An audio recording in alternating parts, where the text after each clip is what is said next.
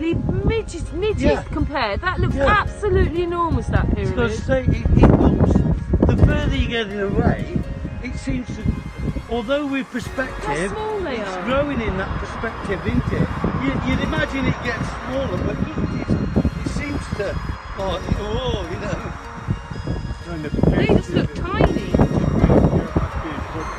And that's how big Silbury Hill looks when you're standing at that fence. There's that fence. There it is, there. Do you see? There's a field in between.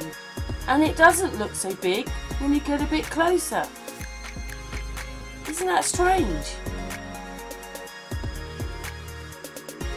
And then this is them sort of together, if you understand what I mean. There's me taking it from the car, a long way from that fence. And then the one above is me at the fence. And you can see the pyramid looks smaller. It looks bigger the further you are away.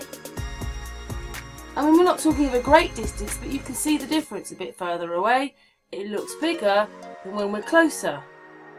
Thank you, GoPro Flat Earth Darb. And it was great meeting you yesterday. We had a great day at Silbury Hill. But there you go. That's what he's saying in his video.